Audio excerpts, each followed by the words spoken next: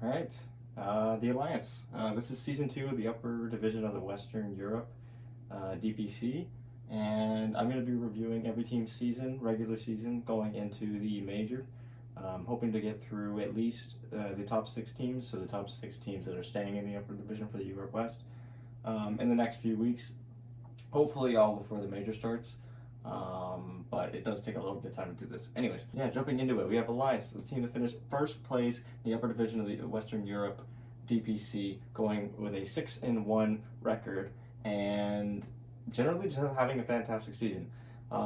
They did have a little bit of controversy. I know OG was calling them out, which is maybe why they were having such a strong season. They did still look strong towards the end of the season, but they were also playing some of the weaker teams of the division. But we'll get into that. I'll start off by saying that this 6-1 record is a little bit deceiving. This upper division, despite some disappointing results or very good results for Alliance or Secret not doing so well, this was a very close division. And seeing a 6-1 record is really deceiving because they played 20 games in a maximum of 21. So every single series but their last one went to 3 games. So they actually finished with a 13-7 record, which is just about 66% win rate, roughly, 1 under. Jumping into week 1, they played against Team Liquid, and you're going to notice a little bit of a trend with Alliance where they didn't exactly have the best track record with game 1s, but it seemed that after losing game 1, they were very good at adjusting, and they actually finished with a 100% win rate in game 2s that they played after losing game 1, which was really huge, and I think it was a really key part of why they were able to pull off a 6-1 record. So they beat Team Liquid after dropping game 1, and then they do the same thing to OG in the next week. They drop the first game, win the next 2. Week 2 again, they play against Team Nigma. This time they go back and forth. They win game 1, win game 3, lose game 2. And they do the same thing with Team Secret the next week. And then the following week, week 4, was their only loss. It was against Brame. I don't think anyone really saw this coming. It was the same kind of thing where they had lost game 1, won game 2, so everyone was kind of expecting that they would win this one, but they actually dropped it, and it ends up being their only loss of the regular season.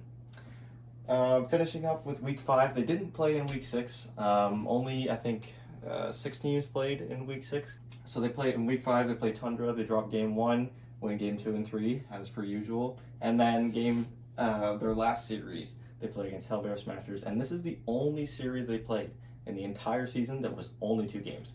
They win that one 2-0, and it was pretty easy for them. Hellbear Smashers, I think, looked a little bit outclassed. I think they were the only team that really looked out of place in this upper division, and they are getting relegated, so it makes sense. I believe they finished with a 4-14 record. That's games, not series. Jumping into their win rates when it came to pick order and side, they did very well. Obviously, winning 2/3 of your games is going to help with your win rates on here, but there were actually some scenarios where they weren't doing so hot. For example, down here, their game 1 record, they were 3-4 in game 1s. That was the only percentage which was below 50 for them. But other than that, we're going to go with first pick. And their first pick, their win rate was 7-2, 78%, very solid. It seemed like first pick was really what they were going for, because if you look down here, their last pick win rate was pretty mediocre. 6-5, 54%, not super great. Same thing for Radiant, 5-4. These guys were very strong when they were on Dire and first pick. Their Dire win rate, 8-3 for a 72% win rate. Combining each one, when they had first pick on Radiant, they were 1-0. It only happened one time with their first pick and Radiant. 100% win rate, but it's only on 1 game. Last pick in Radiant, they had a 50% win rate, and I marked this with a red star here because they were 1-4 on last pick Radiant before their last 2 series. These last 2 series against Tundra and Hellbears, they won 3 games on Radiant last pick, sorry. So that was something I found kind of interesting. They lost a lot if they had last pick on Radiant. Next up, it was first pick on Dire. Very solid first pick on Dire. I was saying it earlier, 6-2, 75% win rate on 8 games. 8 games out of their 20 they played here, and they did very well. And last but not least, last pick on Dire, 2-1. Didn't happen very often, but they did pull away with a 66% win rate there. Jumping into the last win rate stats here, like I was saying earlier, their game 1 win rate was the only one below 50% on this entire board by the end of the season, with a 3-4, 43% win rate in game 1s. But I do believe that losing game 1 actually helped them to win more series. They would drop that game, maybe do something a little bit experimental, but then they would adjust. They would adjust their draft and their play style to their opponents, and that's why they were able to pull ahead with a 6-1 record. Game 2s, like I was saying, they adjust very well. 5-2, 71% win rate. And Game 3s, an impressive 5-1. They lost one Game 3 in all 6 that they played. Jumping into their heroes played, these guys played a total of 49 heroes, which across 20 games is pretty solid. It's about half of the hero pool, just under. And if you look at the top half of this board, none of these should really surprise you. A lot of meta heroes that we were seeing a lot picked, other than this top one here, Dragon Knight. These guys played more Dragon Knight than any other team combined in this division. And it was only Limp playing it. Whenever they drafted it, some teams like to flex the DK to the offlane. I know Team Enigma likes to do that a lot with Mind Control. But it was Limp that played it every single game. And they went 6-2 with the Dragon Knight, so they very much enjoy that hero. Other ones, we have very, very common heroes for the meta. We had Centaur War Runner, obviously only played by S4. They went 4-2. They had Mars, which was actually played 3 times mid by Limp as well, twice in the offlane by S4. They put up a 4-1 record with him. And Lena, which was only played in the 4th position by Handskin. 4-0. Didn't lose on that Lena. Going down the list, we have Faceless Void, 3-1, as well as Juggernaut and Grimstroke. And 3 of those games on the Grimstroke was FNG playing it on the 5 position. It was only played once by Handskin in the 4 position. And then Timbersaw. They played 4 games. They only split it. It was 2-2 Timbersaw. And those were all played by S4 as well. Looking at their worst heroes now, this list may look a little long, but it's actually very much not. All these bottom heroes here, Phoenix, Razor, Phantom Lancer, Phantom Assassin, Storm Spirit, Viper, Puck, Jakiro, Winter Wyvern, Rubik, Slark, and Spectre, they only played 1 time and they lost on them. They went 0-1. I just felt like putting them in there because when you win a lot, you don't really have a lot of worst heroes, but their list was pretty minuscule before this. So their number 1 worst hero, Tusk, and it was only 0-2. They played it twice, didn't do so well. And then the next one is Timbersaw. And like I said before, they played 4 games on it, and that was the hero that they played the most with the least wins.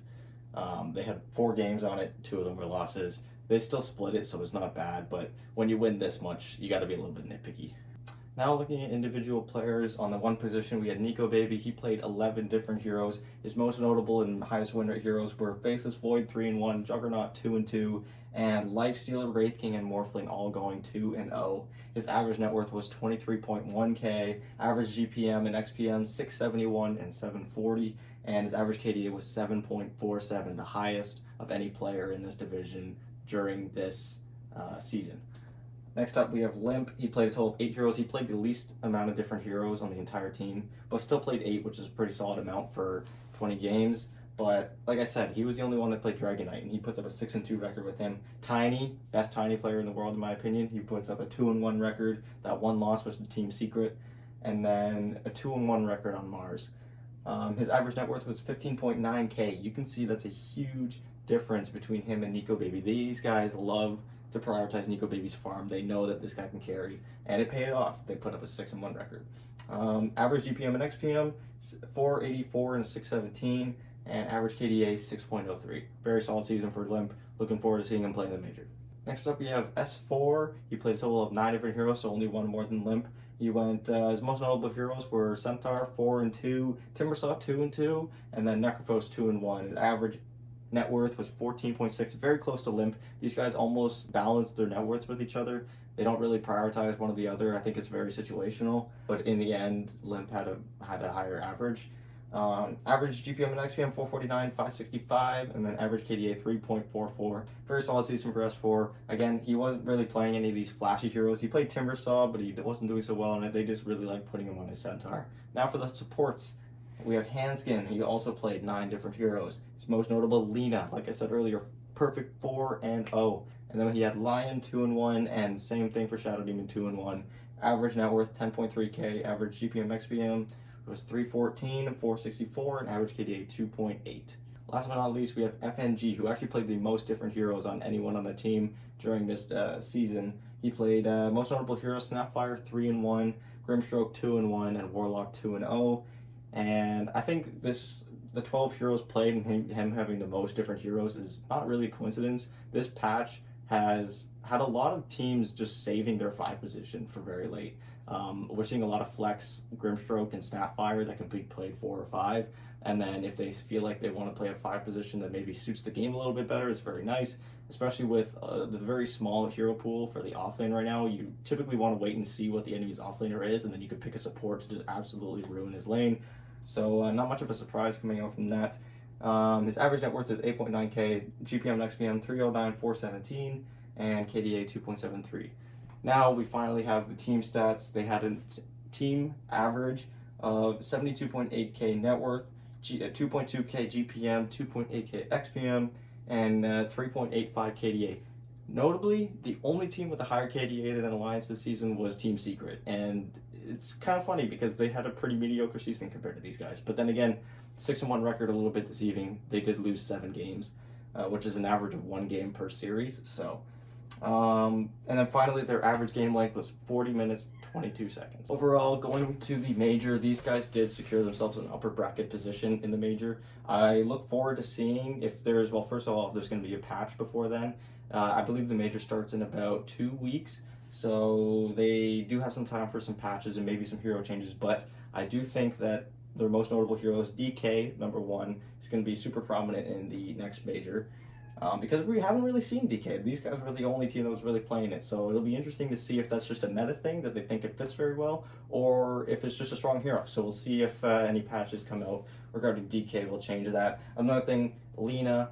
This hero got buffed immensely in the last patch, so it's not really a surprise that this hero was able to put up a 4-0 record with on hand skin.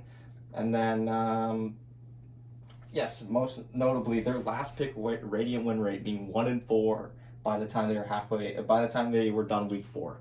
If they can manage to get first pick in most of their games, that's the one scenario that they have the highest win rate with. First pick and Dire is even better for them. A lot of teams are favoring Dire a lot more, especially if you have a farm lineup, because the jungle is just so much closer together and easier to stack than Radiant. The Radiant one is really awkward when you're playing heroes like Medusa. You can only really hit 2 camps at once, and even then the creeps don't come out for very long. So it's really interesting to see what teams are going to favor during the major, but these guys definitely put up a better win rate on Dire and first pick, so look out for that in the major. And I think most notable out of all the stats here is their game 1 win rate. This was a very close division, and this major is probably going to be even closer. There's a lot of really good teams heading into this. Eastern Europe and China have very promising teams. NA with Quincy Crew putting up a perfect record this season. I don't know if they're going to be able to afford to lose game 1, but if they are able to play the series like they did this season, where they drop game 1, maybe learn a thing or two about their opponent and then adjust for game 2 and 3, and with their very high win rate in game 3, it might be worthwhile to afford to lose game 1. But losing game 1 against really strong teams, you don't really want to do that if you don't have to. So I think if they can tighten up their game 1, they should have a very strong major, and I look forward to seeing them go far. Anyways, thanks for watching. If you guys have any recommendations for the channel, just let me know, and let me know who you guys want to see next, because I will be covering the top 6 teams in the Western Europe division, hopefully before the major, and if I do have time, I'll try and get to those bottom 2 that got relegated, and maybe dissect where things went wrong with them. But yeah, for now, please feel free to share the video and leave a recommendation. Thanks a lot, guys. Bye.